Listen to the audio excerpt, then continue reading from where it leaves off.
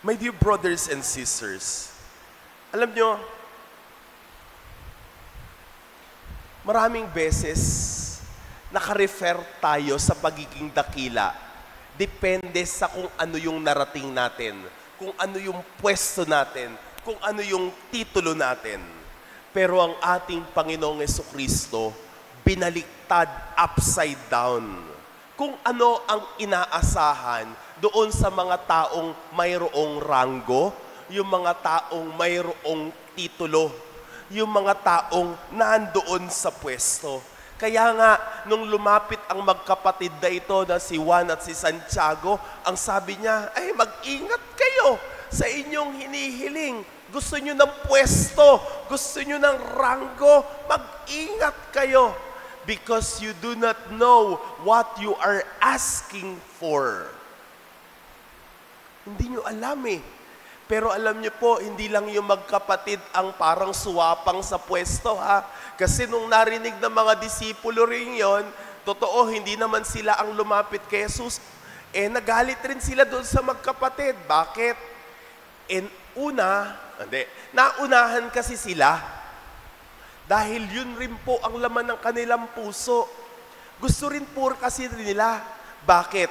Inaasahan kasi nila na si Jesucristo ay dumarating na parang Mesiyas, pero yung Mesiyas na alam ng mundo. Ano ba yung alam ng mundo na Mesiyas? Para bagang isang political leader, para bagang isang sundalo na nakasakay lula ng isang kabayo na kung saan wawasakin ang lahat ng mga kaaway. And so they want to share on that glory of that political Messiah. But Jesus Christ has declared to them kung ano ba ang kanyang role, na siya ay magbibigay ng buhay, siya ay magsasakripisyo, siya ay magsisilbi, siya ay pahihirapan, siya ay mamamatay. For what? To save. Imagine, it is a complete turnaround kung ano ba talaga ang role ni Jesucristo. And for these disciples, hindi malinaw sa kanila. Ang nakikita lang kasi nila, sikat si Jesus. Ang nakikita lang kasi nila, si Jesucristo makapangyarihan, can turn water into wine, can perform miracle, can speak with authority. Even the devil, the bad spirit, is listening to him. At hindi lang yon, nakita nila, he can multiply the bread, or this man, kahit ang hangin at ang alon ay nakikinig sa kanya. And so Jesus Christ has instructed His disciples patungkol doon sa kanilang pangarap ng kadakilaan. At anong ginawa niya? Ipinakilala niya kung ano ang paghahari ng Diyos. Hindi ito yung kung gaano karami, how many people are in my service. Hindi ganon kay Jesucristo. But how many I can be of service to the many. Baliktad ha? Baliktad na baliktad. Ulitin ko. How many people are in my service? But how may I be of service to many? Kung sa mundo, ilan ang mga taong magsisilbi sa akin, kay Jesucristo, iba. Ganong karami ang kaya kong pagsilbihan. Ibig sabihin, kung ang sinusundan mo si Jesucristo, pataas ka ng pataas ng ranggo, mas maraming tao ang iyong tutulungan. Kung ilalagay ka sa isang squad, palagay ko ang isang squad, mga 12. Kung ilalagay ka sa isang platoon, siguro kulang 40. Pero kung ilalagay ka sa isang batalyon, ay naku po, palagay ko 400 to 1,200. Hindi para sila ay utusan, ay gawin nyo yan. Hindi. Ikaw ang magsisilbi sa kanila. Now tell me, Kung yun pala ang paraan ng ating Panginoon, ang tanong, gusto mo pa rin bang sundan ng ating Panginoon? Ay, ako hindi. Nakakapagod yata yan. Pero alam niyo po, ano ang pangako ng paglilingkod? Sabi ni Jesucristo, it is not mine to grant, but for those people who are intended to have it. Ibigay yun at itinatakda yun, ipagkakaloob yun. I am sure kapag ikaw ay nagsisilbi, a place in heaven is being reserved for you. My dear brothers and sisters, today, let us look for example. Of course, George Washington, of course, Mother Teresa. I have shared this mga 3 linggo na nakakaraan, si Saint Francis of Assisi. Alam niyo po, si Saint Francis of Assisi, isa sa pinakaayaw niya, bago siya naging Saint Francis, nung vain pa siya, nung medyo maarte pa siya sa katawan, ay yung makakita ng mga pangit. Ayaw niya niyan. Gusto niya laging magaganda lang ang nakikita. Lalong-lalo na, yung pinakaayaw niya ay makakita ng ketongin. Parang masakit sa kanyang mga mata. Nahihilam siya dyan. Pero alam niyo po, nagbigay ng karanasan ng Diyos sa kanya para tunay na maiwaksi itong maling ugali. Sa dulo ng kanyang buhay, sumulat siya ng isang diary, ng isang kanyang pakikitagpo sa isang ketongin. Sa isang paglalakbay, nakalulad siya ng kabayo patungo sa isang pook. Meron siyang nakita na ketongin sa may kalsada. Parang nakahandusay, parang walang malay, parang mamamatay na. Kaya anong ginawa niya? Bumaba siya dun sa kanyang kabayo, tapos medyo kinamusta, inalagaan, tinulungan, binigyan ng tubig, yung may ketong, nakipag-usap saglit. Nung nakita niyang medyo maayos na yung ketongin, magpapatuloy na siya sa kanyang paglalakbay. Nung siya ay lululan na sa kanyang kabayo at magpapaalam na sa ketongin, nagulat siya. Hindi niya na makita kahit saan yung ketongin.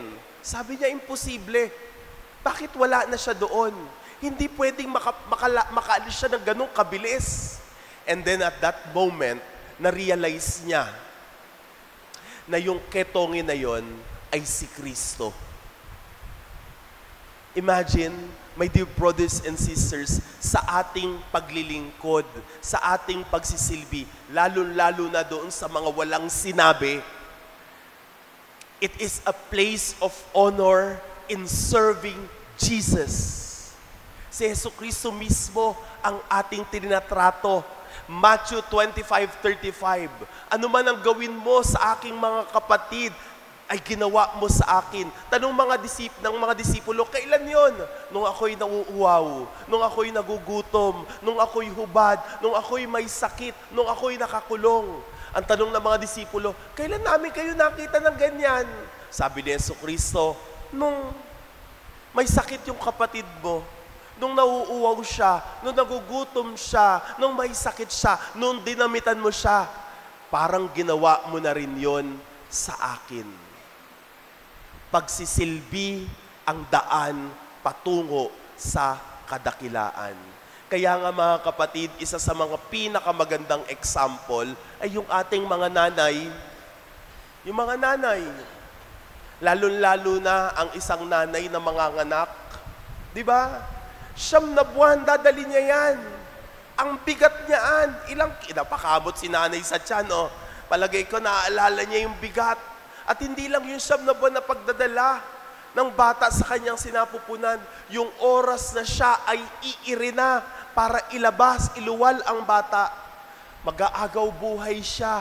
Itataya niya ang buhay niya para mabuhay ang bata.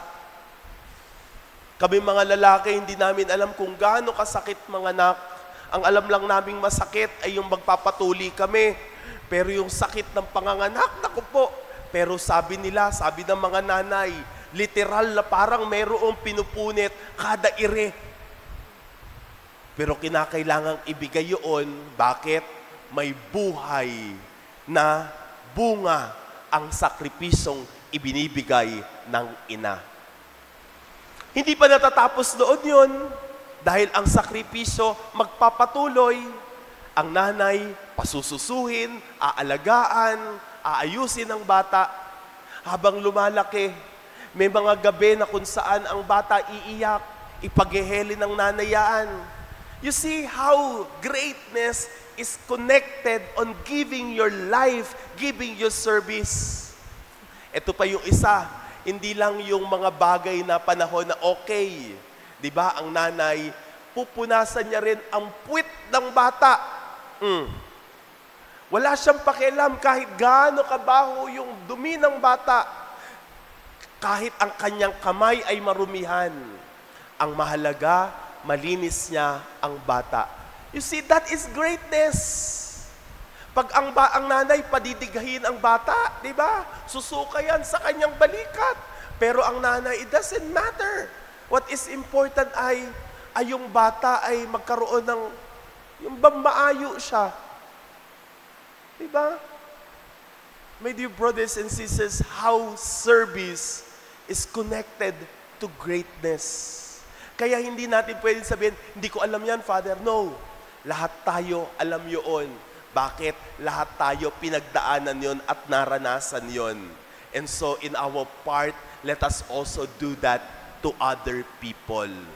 Hindi pwedeng makasarili tayo. Hindi pwedeng pwesto lang ang ating ninanais. Hindi pwedeng posisyon lang. Ang nanaisin natin ay kung paano tayo makakapwesto doon sa langit by giving service to other people. Amen?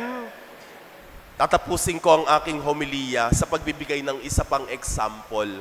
Meron po kasing isang sikat na manunugtog ng violin. Napakasikat. Ang pangalan niya ay Niccolo Paganini. Si Niccolo Paganini, dahil sobrang sikat, minsang may nag-request sa kanya na kung pwedeng i-donate niya yung violin na kanyang ginagamit sa isang museo sa Genoa. Sabi niya, sige, pero meron akong isang kondisyon. Ang kondisyon ko ay ganito. Kapag dinonate ko na itong violin na ito, wala nang pwedeng tumugtog o gumamit nito. Bawal na siyang gamitin. Ako na ang huling tao na tutugtog ng violin na ito. Pumayag yung museo ng Genoa. At alam niyo po, yung violin na yon ay nakadisplay pa rin doon sa museum na yon. Pero ang problema, siya ay punong-puno na ng bukbok. Halos hindi na maaninagan na siya ay dating violin na pag-aari ng isang sikat na violist. Ano ang lesson na pwede nating makuha doon? Sabi nila, ang violin daw, ang violin, ay tumatagal at napapanatili ang ganda kung mayroong gumagamit. Kapag ito ay patuloy na ginagamit at tinutugtog, ang violin ay nagpapatuloy. Mga kapatid, kung ang iyong buhay ay pang-display laang, kung ang buhay mo is just to preserve yourself, kung yun lang ang gusto mo, darating ang panahon, magugulat ka, bulok ka na pala. Pero kapag ang buhay mo ay ang buhay na paglilingkod, magugulat ka rin. Kala mo, mauubos ka, mauupos ka. Hindi. Mape-preserve ka pala.